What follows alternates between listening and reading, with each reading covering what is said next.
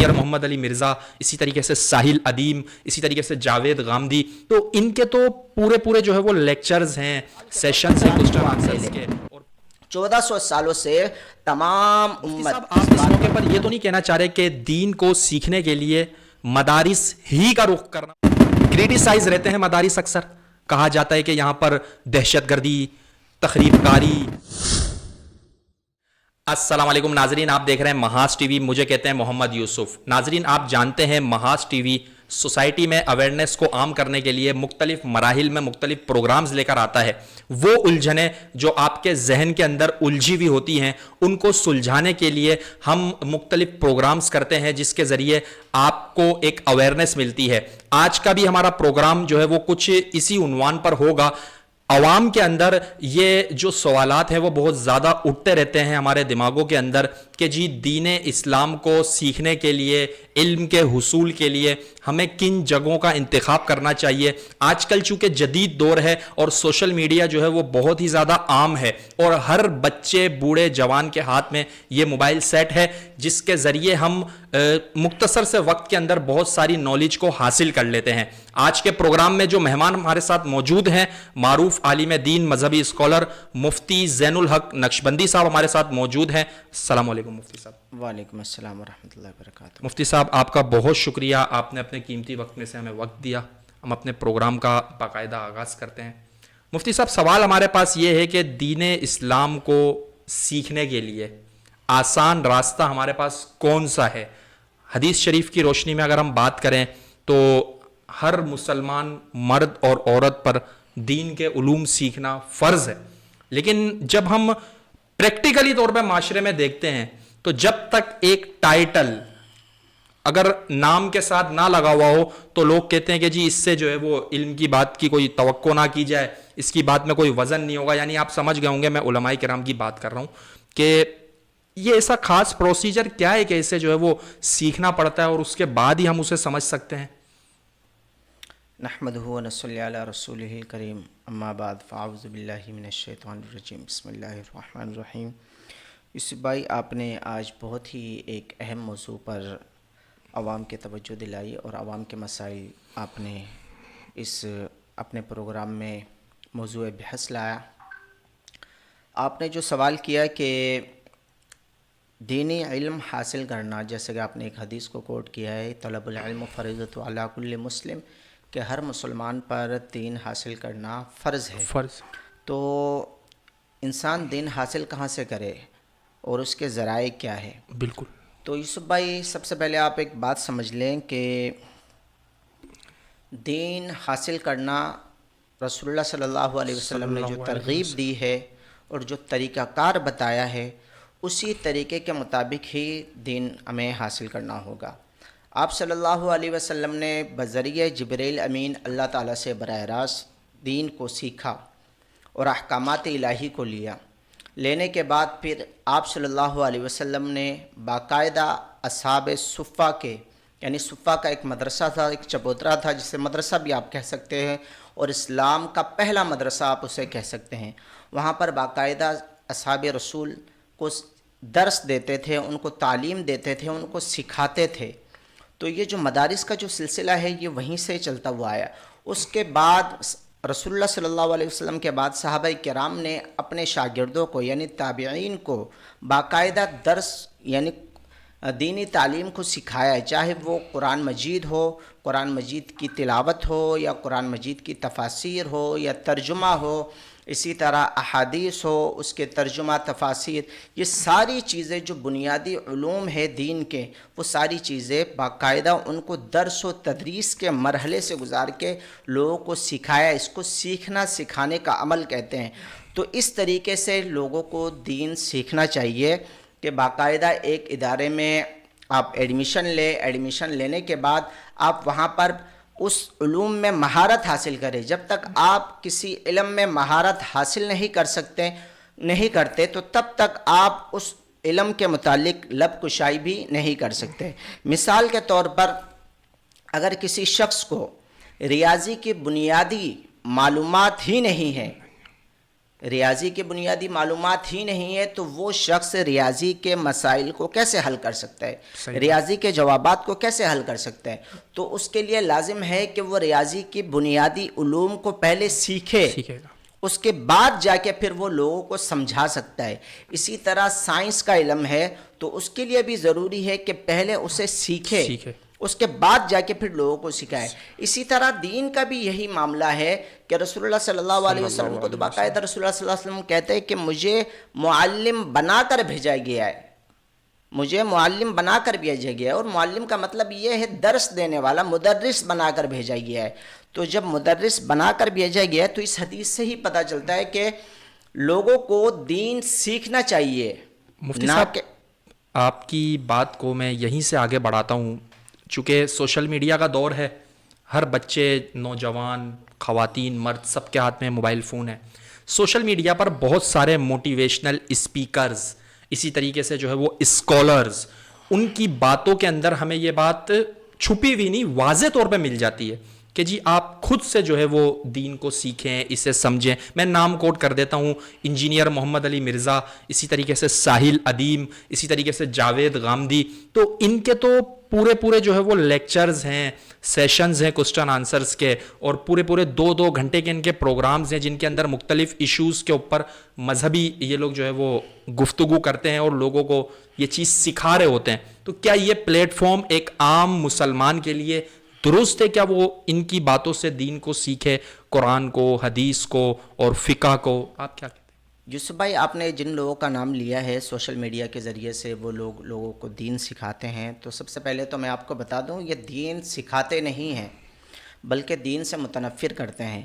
اگر کچھ گھنٹے کچھ منٹ بیٹھ کے سوشل میڈیا کے کچھ ویڈیوز دیکھ کے لوگ دین سیکھ جاتے تو یقیناً ہر جمعے میں ہر مہینے میں لوگ 4 دفعہ جمعہ پڑھنے جاتے ہیں، اور وہاں پر جو واعظ و نصیحت ہوتی ہے وہاں سے وہ دین سیکھ سکتے تھے۔ لیکن یہ دین کو سیکھنے کا جو یہ طریقہ ہے یہ ناکافی ہے، اس طریقے سے دین سیکھا نہیں جاتا۔ اگر ہم صحابہ کرام کے زمانے میں نظر کریں تو وہاں پر باقاعدہ صحابہ کرام صفہ کے چبوترے میں بیٹھ کے رسول اللہ صلی اللہ علیہ وسلم سے دین باقاعدہ سیکھتے تھے۔ تو دین کو سیکھنے کے لیے، سمجھنے کے لیے ہمیں وقت دینا پڑے گا۔ جب تک ہم وقت نہیں دیں گے تب تک ہم دین نہیں سیکھ سکتے۔ اور یہ جو آج کل جو لوگ سوشل میڈیا پہ بیٹھ کے جن کا نہ دین سے کوئی تعلق ہوتا ہے، نہ انہوں نے دین کو باقاعدہ کہیں سے سیکھا ہے، وہ لوگ آ کے دینی معاملات میں لب کشائی کرتے ہیں اور بغیر علم کے دینی مسائل کو بتاتے ہیں، اور قرآن و سنت سے غلط مسائل اور غلط نتیجہ اخذ کر کے امت کو بتاتے ہیں، اور ایسے مسائل کو لے کر کھڑے ہو جاتے ہیں جس پر 1400 سالوں سے امت کا اتفاق رہا ہے۔ ان مسائلوں کو بھی یہ لوگ غلط کہہ دیتے ہیں اور ان مسائلوں پر بھی اختلافات شروع کر دیتے ہیں، حالانکہ ایسے مسائل ہیں جس پر امت متفق تھی۔ مثال کے طور پر تراویح کو آپ لے لیں، 1400 سالوں سے تمام امت اس بات پر متفق ہے کہ تراویح کی نماز رمضان المبارک میں سنت مؤکدہ ہے۔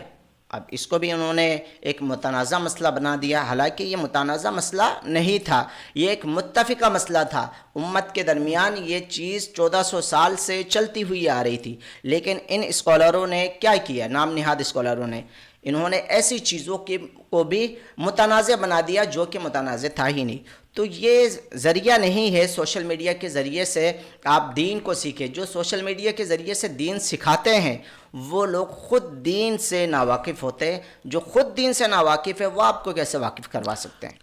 مفتی صاحب، آپ اس موقع پر یہ تو نہیں کہنا چاہ رہے کہ دین کو سیکھنے کے لیے مدارس ہی کا رخ کرنا پڑے گا، یعنی کہ اس کے علاوہ کوئی ایسا پلیٹ فارم نہیں ہے کہ اس پلیٹ فارم کے اوپر جو ہے وہ دین کی بنیاد کو، دین کی اساس کو، دین کے علوموں کو سیکھا جا سکے؟ آپ یہ کہنا چاہ رہے ہیں مدارس جانا پڑے گا؟ جی بالکل، مدارس جانا ہی پڑے گا۔ دیکھیں جو جس علم کا منبع اور مرکز ہے، انسان کو وہیں پر جا کے وہ چیز سیکھنی پڑے گی. اگر آپ انگریزی تعلیم چاہتے ہیں تو آپ کو بجائے مدارس کے آپ کو اسکول میں جانا پڑے گا. لیکن آج کل تو ماشاءاللہ سے ہمارے مدارس ایسے ہیں جہاں پر دونوں تعلیم ساتھ میں لے کر وہ چل رہے ہیں. تو آج کل کے دور کے اعتبار سے اگر آپ کو انگلش بھی سیکھنا ہو، کوئی بھی جدید تعلیم آپ کو سیکھنی ہو، تو آپ مدرسے میں سیکھ سکتے ہیں. لیکن اگر آپ بات کرتے ہیں دینی تعلیم کی، تو دینی تعلیم کے لیے آپشن صرف مدرسہ ہے، اس کے علاوہ مفتی صاحب، مدارس جو ہے ان پر تنقیدیں بہت کی جاتی ہیں، کریٹیسائز رہتے ہیں مدارس. اکثر کہا جاتا ہے کہ یہاں پر دہشت گردی، تخریب کاری اور اسی طریقے سے شدت، کچھ خاص نظریات جو ہے یہاں پر وہ بچوں کے ذہنوں میں بھرے جاتے ہیں، برین واشنگ کی جاتی ہے، جس کی وجہ سے جو ہے وہ پھر آگے چل کے معاشرہ ان کے نقصانات کو بھگتتا ہے. تو مدارس کا یہ جو چہرہ بنا کر پیش کیا جاتا ہے، جو ہم دیکھتے رہتے ہیں روزانہ کی یہ بات ہے، کہیں نہ کہیں سے انگلی تنقید کی اٹھ رہی ہوتی ہے. تو آپ کہہ رہے ہیں مدارس میں ان علوم کو سیکھنے کے لیے جانا چاہیے، لیکن ایک طرف یہ جو کریٹیسائز کیا جاتا ہے مدارس کو، اس حوالے سے آپ کیا اوپینین دیں گے؟ پھر کیا کرے ایک والدین اپنے بچوں کو مدارس بھیجنے سے پہلے ان کے ذہن کے اندر سوالات اٹھتے ہیں. یوسف بھائی، آپ نے بہت اچھا سوال کیا، اور آپ نے وہی سوال لا کر سامنے رکھ دیا جو مشرف کے دور سے یہ سوال لوگوں نے مدارس کے اوپر کسنے شروع کیے اور الزامات شروع کیے. یوسف بھائی، ذرا آپ مجھے بتائیں کہ سانحہ 12 مئی جو ہوا تھا 2007 میں غالباً، اور جو بھی کراچی شہر میں جو کچھ بھی ہوا، وہ آپ بتائیں ان میں مدارس کے کتنے طلباء تھے؟ نہیں، ان میں مدارس کے لوگ نہیں تھے. اور پھر سانحہ بلدیہ فیکٹری میں جو آگ لگائی گئی تھی، اس میں مدارس کے کتنے طلباء تھے؟ اس میں بھی مدارس کے. ابھی جو 9 مئی کا سلسلہ ہوا، اور آرمی ہیڈ کوارٹر اور جی ایچ کیوز اور فلاں جگہوں میں جو جتنے بھی انتشار ہوئے اور فسادات ہوئے، وہاں مدارس کے طلباء تھے؟ مدارس کے طلباء. اچھا، اس کے ساتھ بلوچستان میں جو آرمی کے خلاف جو ایک آرگنائزیشن کام کر رہی ہے، کیا وہ بھی مدارس والے ہیں؟ نہیں. تو یوسف بھائی، آپ کیسے کہہ سکتے ہیں کہ مدارس میں شدت پسندی سکھائی جاتی ہے؟ جتنی بھی چیزیں میں نے ابھی آپ کے سامنے رکھا ہے، ان میں سے تو ایک بھی مدرسے والے نہیں ہیں. اگر آپ کہتے ہیں مدرسے والے شدت پسندی سکھاتے ہیں، تو یوسف بھائی، اگر ان مدارس میں شدت پسندی سکھائی جاتی ہو تو بیرون ملک سے لوگ ان مدارس میں پڑھنے کے لیے نہ آتے. ہمارے جو یونیورسٹیز اور کالجز ہے، وہاں سے باہر کے لوگ پڑھنے نہیں آتے، لیکن ہمارے مدارس میں باہر سے طلباء کرام پڑھنے کے لیے آتے. یہ اس بات کی واضح دلیل ہے کہ مدارس میں شدت پسندی نہیں سکھائی جاتی. ہاں، اگر وطن کی دفاع کرنے کے لیے ان کے اندر جذبہ ڈالا جاتا ہے، ان کو موٹیویٹ کیا جاتا ہے کہ آپ وطن کا دفاع کریں گے، آپ دین کا دفاع کریں گے، اگر آپ اس کو کہتے ہیں شدت پسندی، دہشت گردی، تو پھر تو آپ دنیا کے تمام ممالک کے جو فورس ہے، سب کو آپ کو شدت پسند کہنا پڑے گا، کیونکہ وہ اپنے اپنے ملکوں کی حفاظت کے لیے کھڑے ہوئے ہیں اور وہ یہ سارے کام کرتے ہیں. اچھا مفتی صاحب، اس سوال کا جواب تو آپ کا آ گیا. اب ہم اسی سے ملتا ہوا سوال ایک اور میں لے کر آ رہا ہوں آپ کے پاس، کہ مدارس کے اندر مار پیٹ، بچوں کو جبر کیا جاتا ہے تعلیم کے اوپر. تو اس حوالے سے بھی معاشرے میں ہم نے دیکھا بہت سارے واقعات رونما ہوتے ہیں، تشدد کا نشانہ بنایا جاتا ہے نہ پڑھنے پر یا سبق نہ یاد کرنے پر. ان چیزوں کو آپ کیسے دیکھیں؟ یوسف بھائی، جہاں تک ہے مار پیٹ کا سوال، تو یقیناً مار پیٹ کرنا غلط ہے، جس کی میں کوئی حمایت نہیں کرتا اور اس کی طرفداری بھی نہیں کرتا اور دفاع میں بھی نہیں ہوں. واقعی میں غلط ہے. لیکن سوال یہ ہے کہ ہم یہی مار پیٹ صرف مدارس میں کی جاتی ہے؟ نہیں. اسکول کالج میں نہیں ہے؟ کیا دنیاوی علوم حاصل کرنے کے لیے جو دیگر مراکز ہے، اسکول ہے یا دیگر شعبہ جات ہے، کیا وہاں پر مار پیٹ نہیں ہوتی؟ اگر وہاں پر بھی یہ سلسلہ ہے تو تنقید صرف مدارس پر کیوں؟ صرف مولویوں پر کیوں؟ صرف علماء پر کیوں؟ یوسف بھائی، بات دراصل یہ ہے کہ تنقید کرنے والے براہ راست اسلام پر تنقید نہیں کر پاتے ہیں، اسی لیے ان کو جو اسلام کے قلعے یعنی مدارس اور مساجد، ان کو سنبھالنے والے جو علماء کرام ان پر تنقید کرتے ہیں، ورنہ ان کا اصل مقصد اور کچھ بھی نہیں ہے. یہی علماء کرام باہر ممالک جا کر انٹرنیشنل مقابلے میں وہ ایوارڈ جیت کر آتے ہیں، پاکستان کا نام روشن کرتے ہیں، لیکن وہاں پر تو نہ ہی ان کو شاباشی دی جاتی ہے اور نہ ہی ان کے چرچے ہوتے ہیں، نہ ہی ان کو بلایا جاتا ہے کوئی نیوز چینل والا، نہ ہی ان کو پروموٹ کرتے ہیں. ایسا کوئی بھی کچھ نہیں ہوتا. لیکن ہاں، اگر کسی بچی نے ٹک ٹاک پر ڈانس کر لی اور اس کی ویڈیو وائرل ہو گئی تو اس کو باقاعدہ بلایا جاتا ہے، مہمان خصوصی کے طور پر اسے مدعو کیا جاتا ہے، سیلفیاں لی جاتی ہیں، اس کی واہ واہ ہوتی ہے، ساری چیزیں.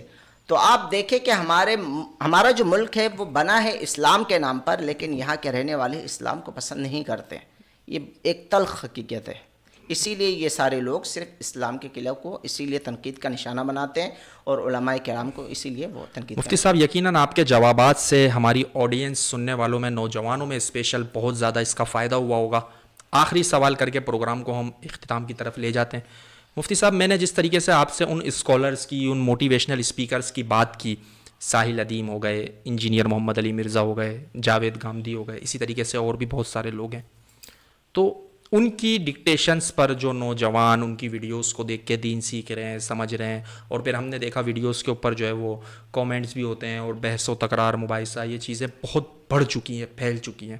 تو ان فالوورز کو آپ کیا میسیج دینا چاہیں گے کہ جن کے ذہنوں کے اندر ان موٹیویشنل اسپیکرز کی جو باتیں ہیں وہ رچ بس گئی ہیں اور وہ علماء کرام سے متنفر ہو چکے ہیں، بدظن ہو چکے ہیں، ان کا مطلب دل نہیں کرتا کہ وہ کسی مولوی کو سنیں؟ اور یہ بات کافی حد تک حقیقت بھی ہے کہ جب مسالک کی سطح پر ہم دیکھتے ہیں تو ایک مولوی کی جو بات ہے وہ دوسرے سے ٹکرا رہی ہے، دوسرے والے مسلک والے مولوی کی بات ہے وہ تیسرے مسلک سے ٹکرا رہی ہے.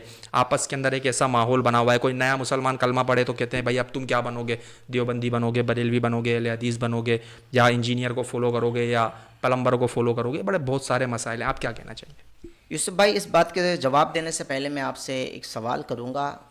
آپ اگر وہ سوال کا جواب دیتے تو پھر بات سمجھنے میں آسانی ہوگی. یوسف بھائی، کبھی ایسا ہوا کہ آپ کسی ایک ڈاکٹر کے پاس گئے اور وہاں سے آپ کو بیماری میں آپ کو تشفی نہیں ہوئی، پھر آپ کسی اور ڈاکٹر کے پاس گئے، وہاں سے بھی آپ کو تشفی نہیں ہوئی، اور پھر آپ کسی اور ڈاکٹر کے پاس گئے، یعنی ہر ڈاکٹر نے آپ کو الگ الگ رائے دی، کسی نے کہا بخار ہے، کسی نے کہا ڈینگی ہے، کسی نے کہا ملیریا ہے، کسی نے کیا کسی نے کیا. پھر آپ کسی اور ڈاکٹر کے پاس جاتے ہیں تو وہاں جا کے آپ کو وہ صحیح دوائی دیتے ہیں اور آپ صحت یاب ہو جاتے ہیں. بالکل. سو بھائی، سوال اس میں یہ ہے، کیا یہ جو آپ 2-3 ڈاکٹروں کے پاس گئے اور انہوں نے اپنی اپنی رائے کے مطابق آپ کو دوائی تجویز کی، تو کیا اس وجہ سے کہ ہر ایک ڈاکٹر کی رائے مختلف تھی آپ بدظن ہو کہ آپ موچی کے پاس چلے گئے علاج کروانے کے لیے؟ نہیں، ایسا تو بالکل بھی نہیں ہے. ایسا نہیں ہے، ایسا نہیں کرتے، بالکل ایسا نہیں کرنا چاہیے، اور ایسا کرتے بھی نہیں ہیں. انسان ایک ڈاکٹر کے پاس اگر علاج نہیں ہوتا تو کسی اور کے پاس جاتا ہے، پھر کسی اور کے پاس جاتا ہے، لیکن جاتا ڈاکٹر کے پاس ہی. جاتا ڈاکٹر کے پاس ہی ہے. اگر آپ کو کسی ایک عالم کی بات سمجھ میں نہیں آتی تو آپ کسی اور عالم کے پاس جائیں. اگر اس کی بات بھی آپ کو سمجھ میں نہیں آ رہی تو آپ کسی اور عالم کے پاس جائیں جو اس سے بھی علم میں ماہر ہو. دیکھیں، انسان کا ذہن ہر ایک کا ایک جیسا نہیں ہوتا، حافظہ ایک جیسا نہیں ہوتا. ہر انسان نے، ہر مولوی نے، ہر عالم دین نے مکمل درس نظامی پڑھا ہوتا ہے، اور بخاری، ترمذی، مسلم، یعنی سیاہ ستہ، اس نے سب نے یہ کتابیں پڑھی ہوتی، لیکن ہر ایک کو ازبر یاد نہیں ہوتی یہ کتابیں. اللہ تعالیٰ نے ماشاء اللہ سے اگر کسی کو صحیح حافظہ دیا تو اس کو اچھا یاد ہوتا ہے. تو اگر کسی کمزور عالم کے پاس آپ گئے اور اس نے آپ کے سوال کا صحیح جواب وہ نہیں دے پائے تو آپ کسی اور عالم کے پاس چلے جائیں.